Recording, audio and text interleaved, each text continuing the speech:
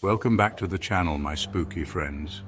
I'm Sam, and tonight we're venturing into the chilling world of forgotten places, where the echoes of the past linger like restless spirits. We're talking about ghost towns, desolate landscapes reclaimed by nature, haunted by whispers of what once was. But these aren't just empty buildings and overgrown streets. Oh no, these towns hold secrets dark and strange, hidden in plain sight. Tonight, we explore 3 forgotten ghost towns, each more unsettling than the last. We'll uncover the stories behind their demise and the strange artifacts left behind. So lock your doors, turn off the lights and huddle close, because tonight we're stepping into the shadows. Our first stop takes us deep into the heart of the Sierra Nevada mountains, to a forgotten mining town known as Silver Tongue. This place, shrouded in mystery and legend, has a story that echoes through the ages. Founded in the 1880s, Silver Tongue was a boom town, its veins overflowing with silver ore, attracting dreamers and fortune seekers from all corners. The promise of wealth brought a diverse crowd, each person hoping to strike it rich. For a while, the town thrived, a bustling testament to man's ambition and greed.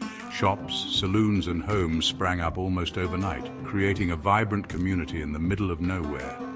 But Silver Tongue's prosperity was short-lived. The silver veins began to dry up, and with them the town's fortune. A strange illness swept through the town, a creeping sickness that turned miners' lungs to dust. The once hopeful miners now faced a grim reality. Doctors were baffled, unable to identify the cause or find a cure.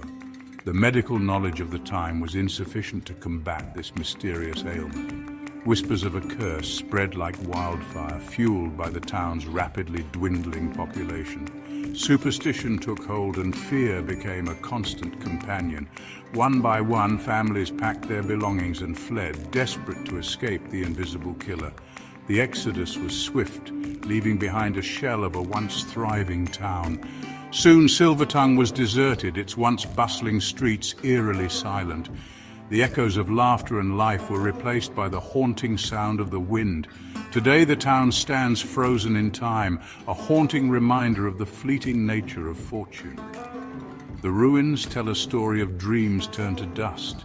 Crumbling buildings line the dusty roads, their windows like vacant eyes staring out at the unforgiving landscape. Nature has begun to reclaim what was once taken. But it's inside these abandoned homes that the true unease takes hold. The silence is almost tangible, pressing in from all sides. Personal belongings lay scattered as if the owners vanished in an instant.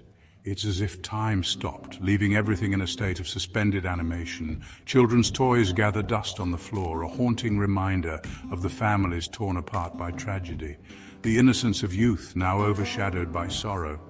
And then there are the mines themselves, dark and silent, their timber supports groaning under the weight of the mountain above.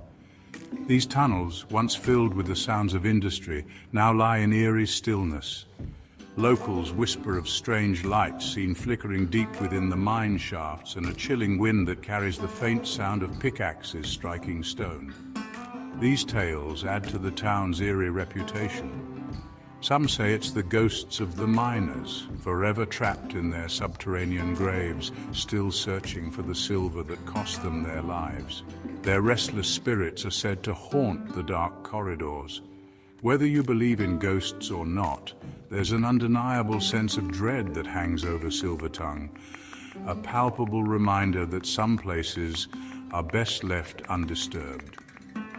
The town's legacy is a somber one, a testament to the perils of ambition and the mysteries that lie beneath the surface.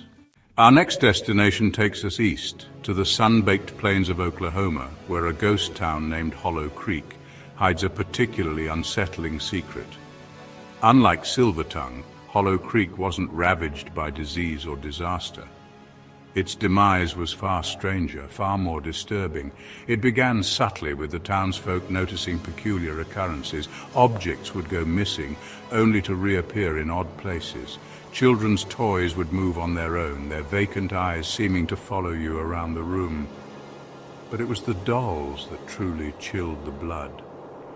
Porcelain dolls, once cherished possessions, began appearing everywhere, on porches, in windows, even lining the dusty streets.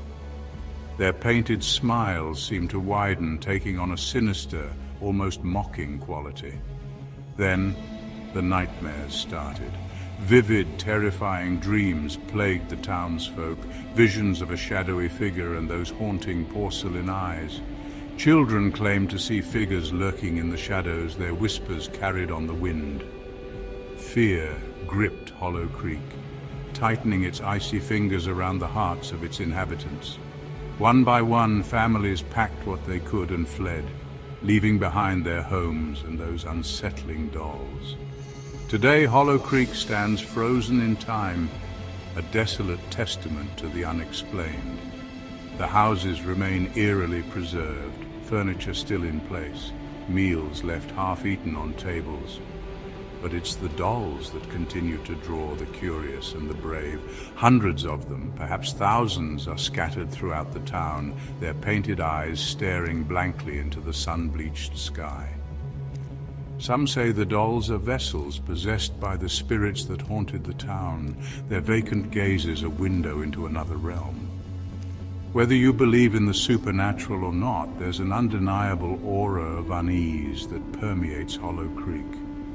A feeling that you're being watched, judged by the unblinking eyes of the porcelain dolls. The air is thick with a sense of foreboding, as if the town itself is holding its breath, waiting for something to happen.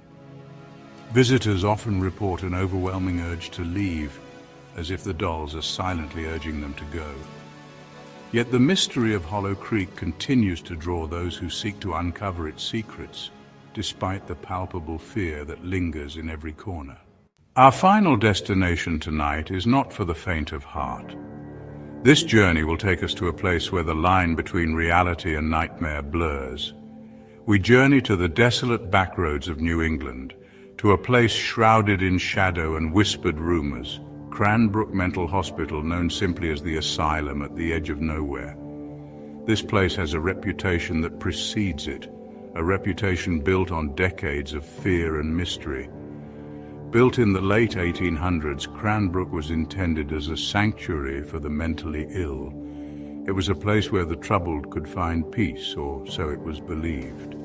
But behind its imposing facade, a darkness festered. The walls of Cranbrook hid more than just the mentally ill. They concealed a history of pain and suffering.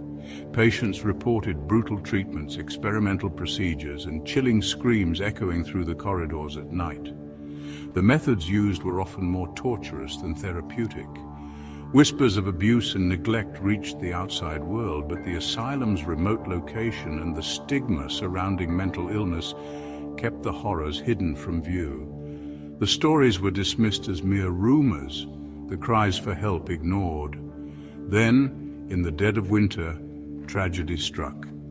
The cold, unforgiving season brought with it a disaster that would seal Cranbrook's fate. A fire believed to be started by a patient ripped through the asylum, claiming the lives of dozens of patients and staff.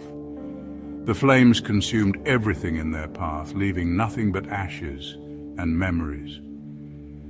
The survivors whispered of locked doors, of being trapped within the inferno, their pleas for help ignored. The fire was a final tragic chapter in the asylum's dark history. Cranbrook was abandoned, left to decay under the weight of its tragic past. The once bustling halls fell silent, the building slowly succumbing to the ravages of time. Today, the asylum stands as a chilling reminder of the horrors inflicted within its walls. It is a monument to the suffering that took place, a place where the past refuses to be forgotten. The roof has long since collapsed, revealing skeletal remains of beds and rusted medical equipment. These remnants are silent witnesses to the torment that once filled these rooms. Restraints hang from walls, a chilling testament to the suffering endured within those rooms. They are a stark reminder of the inhumane treatments that were once considered acceptable. But it's the air itself that feels heavy, thick with the weight of despair, and the lingering echoes of tormented souls. The atmosphere is oppressive, as if the very walls are weeping for the lives lost. Visitors claim to hear whispers in the darkness, disembodied voices calling out from the shadows.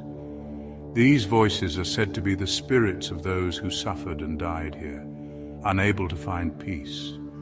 Cold spots send shivers down your spine, and the sensation of being watched never leaves you.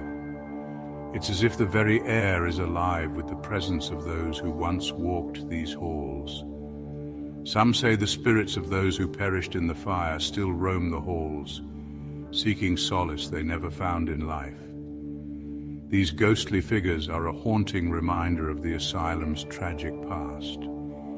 Whether you believe in ghosts or not, there's an undeniable aura of sorrow and suffering that permeates Cranbrook, a chilling reminder that some wounds run deeper than time itself. The asylum stands as a testament to the pain and anguish that once filled its halls, a place where the past is never truly gone. So there you have it, 3 forgotten ghost towns, each with its own chilling tales and unsettling artifacts. Which one sent the most shivers down your spine? Let me know in the comments below, and feel free to share any ghost town stories you've heard. If you enjoyed this journey into the unknown, be sure to give this video a thumbs up and subscribe to the channel for more explorations into the dark corners of our world.